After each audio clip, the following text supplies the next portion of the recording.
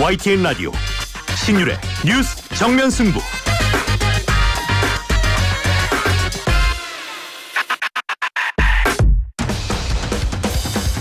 와, 멋있다. 부러운가? 기본기 연습과 스트로크 훈련에 1532시간을 투자해 갖게 된 리듬이다. 나의 드럼도 나의 자산도 투자로 키운다. 나는 투자한다. 나는 성장한다. NH투자증권. 락토핏 이렇게 새로워졌어?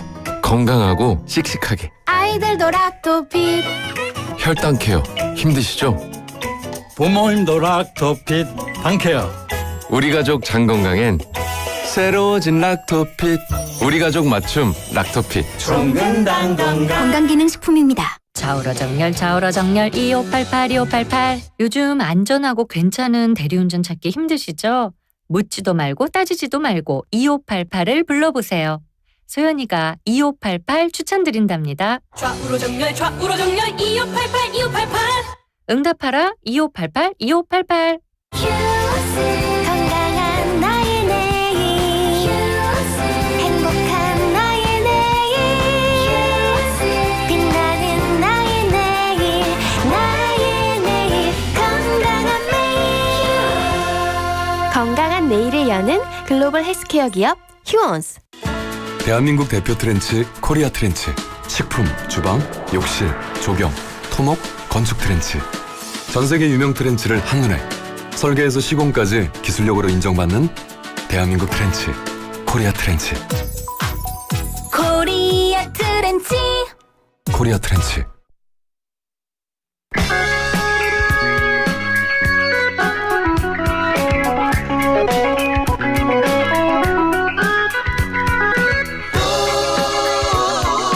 풍문으로 들으셨죠? 예, 풍문으로 들은 얘기를 우리가 정확하게 한번 분석을 해보는 그런 시간입니다. 신율의 뉴스 정면 승부 4부 정면 마수다. 자, 오늘 바로 이런 정치권에 있어서의 정말 풍문 가까운 여러 가지 얘기들을 우리가 이 분석을 해볼 텐데요. 자, 이 자리에는 두 분 나와 계십니다. 한 분씩 소개해드리죠. 먼저 국민의힘 김병민 전 최고위원이십니다. 어서 오십시오. 네, 안녕하세요. 반갑습니다. 예. 그리고 한국정치평론가협회 배정호 회장이십니다. 안녕하세요.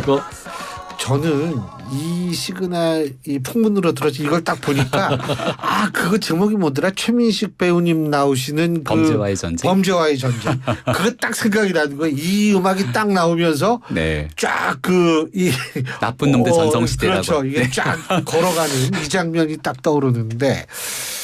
아유, 자, 이게 뭐 지금 할 얘기가 많아요. 근데 우선 첫째, 윤석열 대통령이 비대위 만난 얘기부터 하죠. 만찬을 했죠, 만찬. 네. 정치권에서 이 저녁밥 먹는 거하고 점심밥 먹는 거하고 다르잖아요, 의미가. 어떻게 보십니까? 네, 어제 저녁 만찬을 했는데 생각보다 그렇게 기사는 많이 안 나왔습니다.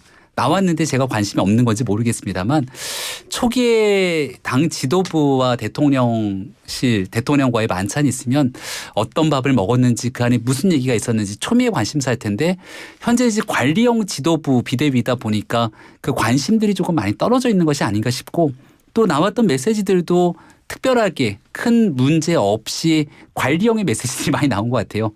당정 간의 관계를 잘 만들어 가겠다. 또 대통령께서는 총선 이후 드러난 민심들 이런 내용들 다 구조에 반영하겠다라고 하는 얘기가 나왔는데 뭔가 깜짝 놀랄 만한 새로운 뉴스들은 없었던 상황이다 싶습니다.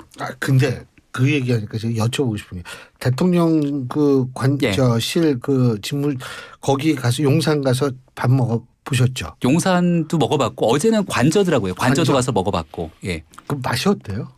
맛이 괜찮아요.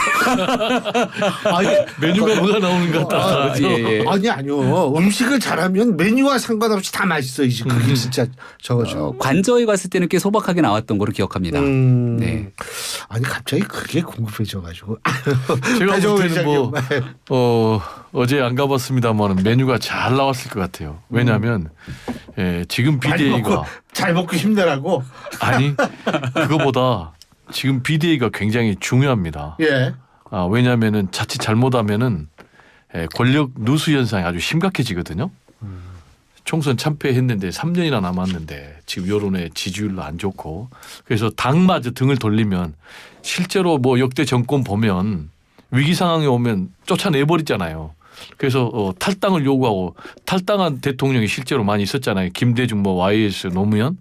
그렇기 때문에 이 당을 꽉 잡고 가야 되는 거예요. 국정 운영 동력이 완전히 상실되지 않으려면 조기 레임덕으로 안 가려면 그러니까 어제 제가 볼 때는 좋은 반찬 메뉴가 나왔을 것이다 이렇게 추측하고요. 시기도 굉장히 중요해요. 하루 만에 바로 지금 한남동 관저로 초청을 했거든요. 그 얘기는 굉장히 중요하다 이렇게 판단한 거예요. 실제로 지금 보면은 민정수석실 부활을 했지 않습니까? 그리고 전격적으로 검찰 인사했지 않습니까? 이런 것도 다 권력 누수 막기 위한 그런 행보라고 보여지는데 문제는 이번에 이제 비대위가 사실은 당을 새롭게 쇄신하기 위해서 비대위를 꾸렸는데 7인 체제인데 지금 김용태 한 명 빼고는 다 친윤으로 분류가 되거든요. 그러면 당을 쇄신할 수 있겠는가? 가장 큰 문제가 당과 용화대의 관계인데 이 수직적 상하 관계가 바꿔질 수가 있겠는가? 그러면 안 바꿔지면 당도 살 수 있겠는가? 그리고 윤석열 대통령도 살 수 있겠는가? 이런 좀 의문이 생기는 거죠. 지금 배 회장님이 중요한 말씀을 하셨어요. 저는 사실 조금 여기 다른 얘기인데 의사 의대 정원 확대 문제 이번 주 그러니까 오늘이 화요일이죠. 내일은 휴일이니까 목요일 금요일 양일간 중에 하나가 결론이 나오거든요. 근데 만에 하나 뭐 어떻게 될지 모르지만 만일 거기에서 법원이 이게 의대 증원 문제에 대해서 정부의 편을 네. 들어두지 않을 경우에는 그땐 좀 굉장히 타격이 심한 거 아니겠어요? 지금 상황에서. 2,000명 증언에 대한 근거 이 문제 때문에 굉장히 뜨거운 쟁점이 돼 있는 네. 거지 않습니까? 수도권의 선거를 치러봤던 입장에서 국민의 총선에 나타난 민심 딱 한 가지만 뽑으라면 저는 단언컨대 의대 증원 문제 뽑겠습니다. 그리고 그 이슈는 현재 진행형이고요.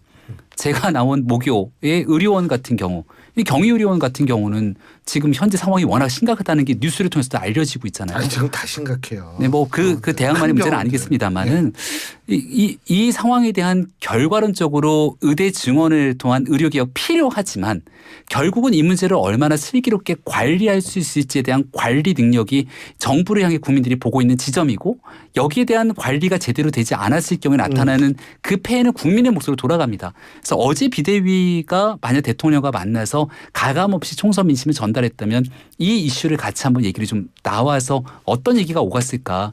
그 뉴스로 좀 그런 얘기들이 나오기를 기대했는데 그런 부분들이 잘 보이진 않았는데요. 뭐 물론 했는데 보도가 안 됐을 가능성도 큽니다.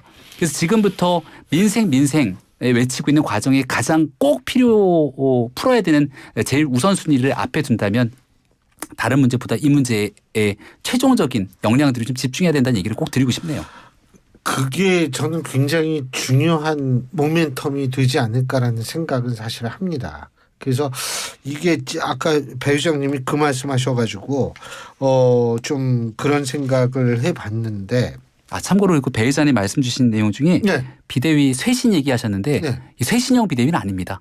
대놓고 관리형 비대위로 가기로 해서 황운영 위원장을 모셔와서 그 쇄신을 관리와 쇄신이 뭔지 전 뭐 그거 모르겠어요. 그래서 그 쇄신이 부족한 상황들을 이제 전당대회에서 폭발적으로 그 문제가 더 튀어나올 거라고 생각을 근데 합니다. 이건 제가 동의하기 어려운 게요. 네, 말씀하세요. 그럼요. 사실은 정확하게 쇄신형이냐 관리형이냐 우리가 정리하기는 어려워요. 그런데 말 그대로 비대위잖아요. 정상적인 상황이 아니니까 비상 상황으로 꾸린 게 비대위인데 계속 관리형으로 하면은 우리나라는 뭘 하겠다는 거예요. 비상 상황이 계속 이어지기 때문에요. 그러니까 비대위도 계속 이어지잖아요. 예. 근데 좀 염려가 되네요. 우리 김병민 최고위원 정도면 그래도 국민의힘의 희망인데 저분조차 계속 이 상황에서 관리를 얘기하면 좀 그렇죠. 제가 있는데 제가 이런 얘기 뭐 하지만 제가 김병민 최고위원 없을 때 이제 항상 얘기하지만 하여간 제가 만난 젊은 정치인, 청년 정치인 중에 가장 저는 정말 좋은 정치인. 국민의힘이 진짜 보배입니다. 보배. 근데 근데 어쨌든 지금 사실 지금 그런 평가가 나오거든요. 황우여 비대위원장 가지고 여러 가지 얘기가 나오지만 실제로 모처럼 진짜 정치인 같은 정치인 나왔다. 동의하십니까, 배 회장님? 동의 전혀 못하죠. 왜요? 잘못된 선택이라고 보는 거죠. 왜요? 왜냐하면 말 그대로 비대위잖아요. 그러면 전당대회에서 당이 새롭게 쇄신하든 어떻든 간에 여기서는 쇄신할 수 있는 그런 모습을 최소한에 보여줘야 되는 거예요. 근데 황우여 지금 비대위원장 같은 경우는 저는 개인적으로 친합니다. 제가 정치부 기자 시절에 굉장히 교분이 깊었으니까. KBS, 네. 이분 같은 경우 이제 이해창 대표 비서실장으로 전기에 들어왔거든요. 예. 물론 그 전에 이제 감사원에도 계셨지만. 근데 일단 기본적으로 본인이 정계를 은퇴했잖아요. 그리고 이미지 자체가 쇄신하고는 너무 거리가 멀어요. 그래서 제가 볼 때는 좀 캐스팅이 잘못됐다. 저는 그렇게 봅니다. 근데 진짜 모처럼 정치인 만났다는 얘기. 저는 동의합니다. 예. 하도 정치가 없어졌으니까. 예. 그 동의 트기 전에가 가장 어둡다라는 격언들이 있지 않습니까? 저는 지금 국민의힘의 상황이 거의 그런 상황이라고 봐요. 깜깜해서 아무것도 보이지 않는 상황이라고 국민의힘을 지지하거나 아니면 이번 총선 참패 이후로 답답한 마음을 갖고 있는 분들이 정부나 당을 보면서 그런 마음이 들 겁니다.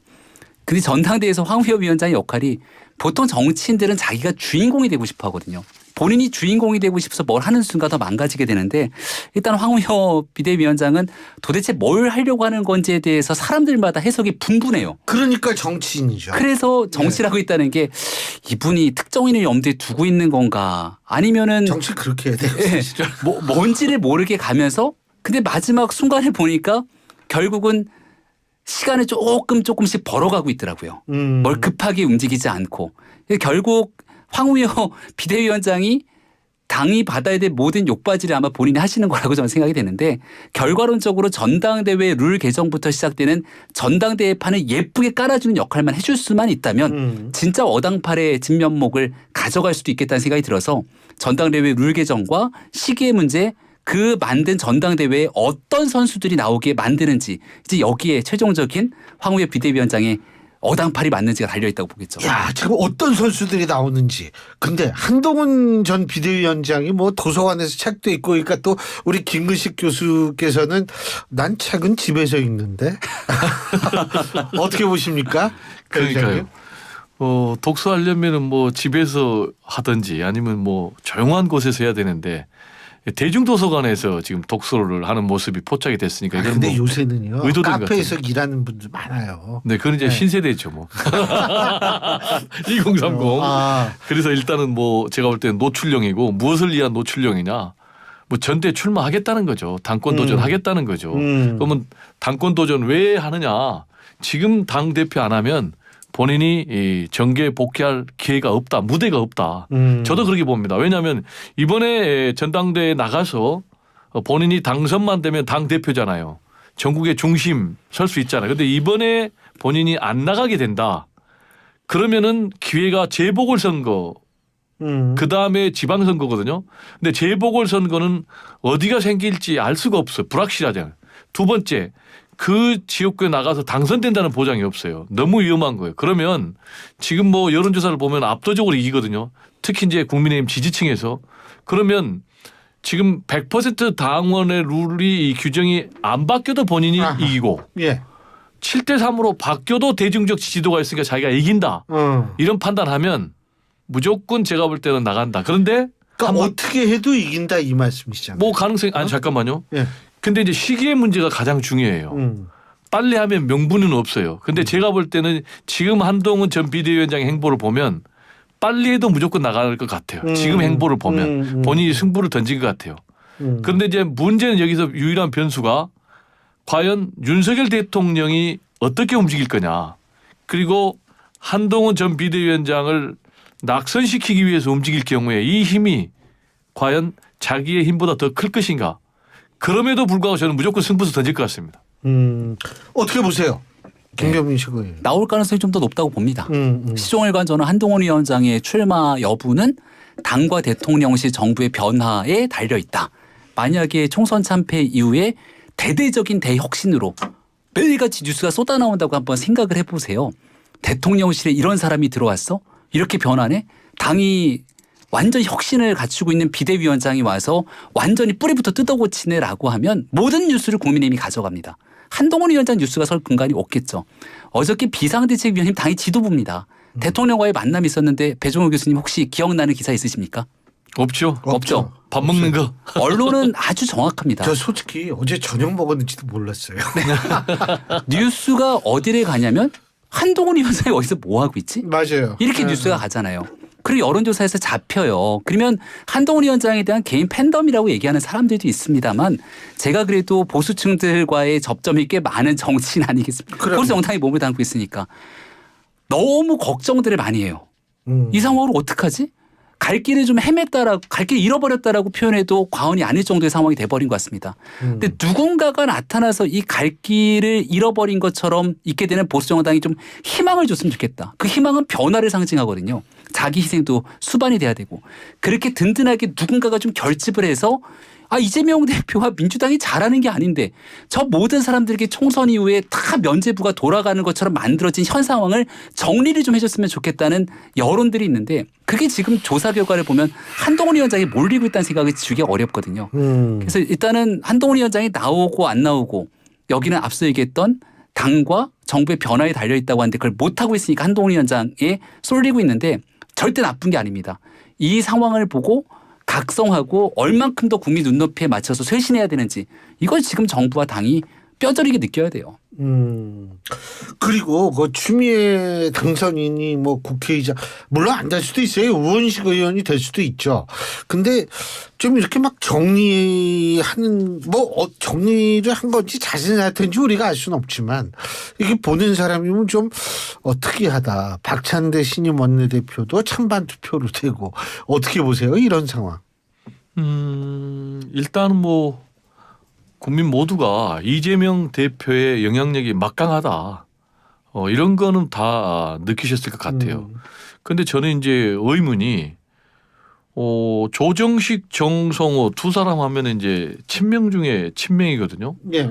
그러면 사전에 이재명 대표와 전혀 교감 없이 출마를 했을까? 그게 이제 좀 의문이고 그 다음에 두 번째로 왜 또 갑자기 그만을 뒀을까? 동시에 이런 게 좀 의문인데 전체적으로 보면은 명심은 뭐 어떤 형태로든 작동을 한 것 같아요. 그러면 왜 그러면 명심이 작동을 했을까라는 것과 관련해서는 일단 조정식, 정성호 다 원조 친명이거든요. 오른팔 왼팔이거든요. 근데 이분들이 또 국회의장이 된다면 다 친명이 하느냐라는 이제 그런 비난이 있으니까 이번에는 좀 당신들이 양보하는 것이 더 맞겠다라는 그런 생각이 있었던 것 같고요. 두 번째로는 지금 이제 전체적인 흐름을 보면 이재명 대표가 8월에 연임하는 것, 그러니까 합의 추대 형식으로 연임하는 것은 거의 기정사실화 되는 것 같아요. 그런데 만약에 이번에 또 친명, 오른팔 왼팔, 조정식 정승화 되면 굉장히 좋지 않죠. 아까 앵커께서 지적하신 그런 문제. 그리고 마지막 세 번째로는 역시 이번 22대 국회는 특히 전반기 국회는 중재자 역할을 하는 국회의장보다는 확실하게 좀 개혁의 결과물을 낼 수 있는 그런 실행력 있는 그런 국회의장이 필요한 것 아니냐라는 판단 때문에 여기 하나 덧붙이자면 강성 지지자들이 압도적으로 이제 추미애 후보를 지지를 하잖아요. 그러면 이런 상황에서 이걸 또 만약에 정반대 결과가 나온다면 실제로 지금 뭐 이것도 들리는 얘기입니다만은 투표를 할 경우에 의원들 상대로 투표를 하잖아요. 그러면 추미애 후보가 별로 표가 없다는 거예요. 그런 것들이 다 뭐 작동을 해가지고 나온 결론이 아닌가 이렇게 생각됩니다. 어떻게 보세요? 네, 뭐 저는 역사는 돌고 돌다고 생각하는데요. 대립군이라는 얘기가 나오더라고요. 그러니까 추미애 그 당선인이 이재명 대표를 대신해서 싸워줄 수 있는 가장 중요한 카드다 이렇게 생각한다는 것 같은데 지난 2019년, 20년도의 상황들을 보게 되면 추미애 전 법무부 장관이 사실상 그때 그런 역할들을 맡았던 거 아닌가요? 근데 조국 전 장관 낙마 이후에 법무부 장관으로 왔던 추미애 전 장관이 이른바 문재인 대통령과 민주당 진영을 대신해서 싸웠다기보다는 그냥 본인 자기 정치했다는 평가가 훨씬 더 큰 것 같습니다. 그리고 거기에 대한 정치적 후과를 민주당이 고스란히 다 받아갔잖아요. 시간이 지나고 나니까 추미애 전 법무부 장관이 자신이 임명해줬던 문재인 전 대통령에 대해서 아주 혹독하게 비판합니다. 저는 그 역사가 반복될 거라고 봐요. 대신 싸우는 게 아니라 추미애 전 장관이 자기 정치가 진행될 가능성이 크다고 생각하고 나중에 시간이 지나고 나면 언제든지 이재명 대표에 대해서도 그 같은 메시지를 낼 공산이 크다고 생각하는데 근데 이게 또다시 반복되면 거기에 대한 모든 피해는 민주당이 있는 게 아니라 국회의장이잖아요, 이젠. 국민들의 몫으로 돌아갈 것 같아서 강대강 대치 국면 최고조에 있는 22대 국회를 꼭 우리가 봐야 되는가 이런 걱정이 크네요. 여기에 대해서 제가 좀 첨언하면요. 실제로 지금 민주당 지도부의 핵심도 추미애 국회의장의 리스크는 어느 정도 염려를 하고 있는 것 같아요. 지난번에 이제 법무부 장관 하면서 윤석열 대통령하고 굉장히 격돌을 했잖아요. 그런데 이제 그 부분은 그렇게 리스크가 크지 않다라고 보는 것 같아요. 왜냐하면 국회의장의 역할이 굉장히 제한적이기 때문에 오히려 이제 친명 핵심들 입장에서는 추미애 지금 당선인이 자기 정치를 하는 과정에서 만약에 국회의장이 돼가지고 그럼 이제 2년 임기 끝나고 대권에 또 도전할 수 있거든요. 그럼 그 과정에서 이재명 대표를 아주 집중타를 날릴 수가 있어요. 그러면 여기에 대해서는 어떻게 돼요? 오케이. 그럼 오히려 더 좋다. 왜냐하면 지금 이제 이재명 대표 외에는 지금 민주당의 대선 주자가 보이지 않지 않습니까? 그러면 오히려 경쟁 구도가 되니까 더 좋다. 이런 차원에서 추미애 국회의장 후보 카드가 나쁘지 않다라는 판단을 하고 있는 것 같습니다. 어쨌든 뭐 끝으로 간단하게 하나만 더 지금 뭐 동아일보 단독으로 나온 기사라고 하는데 나이 관행을 안 따질 것이다 민주당이 그러면서 산임위원장 이것까지 이제 친명이 다 하면 어떻게 될까요? 예, 민주당에서 다 독식하려고 하겠죠. 그럴 거라고 봅니다. 그 역사는 반복된다는 게 4년 전 총선에서 그리고 다 가져갔잖아요. 그리고 난 다음 일방적으로 법안 처리하면서 임대차 3법 등 그 결과가 결국 국민들의 삶을 굉장히 어렵게 옥죄했고 그 결과가 4.7 보궐선거로 나타났거든요. 4년 전의 역사가 다시금 재현돼서 반복될 가능성이 높은데 여기 핵심은 그걸 제대로 역작용을 받을 준비가 국민의힘이 돼 있는가. 이게 훨씬 중요하다 말씀드립니다. 20초. 네. 제가 볼 때는 뭐 독식은 전혀 안 할 거예요. 지금 의석수로 배분한다니까 그건 좀 잘못된 말씀인 것 같고 다만 이제 법사위원장 그리고 또 운영위원장은 꼭 관철시키겠다라는 입장이고요. 또 하나는 지난번에는 이제 집권당의 상황이었고 지금 이제 야당의 상황이니까 좀 다른 것 같습니다. 알겠습니다. 자, 두 분 말씀 오늘 여기까지 듣죠. 고맙습니다. 네, 감사합니다. 예, 지금까지 국민의힘 김병민 전 최고위원 한국정치평론가협회 배정호 회장 두 분과 함께했습니다. 네, 감사합니다.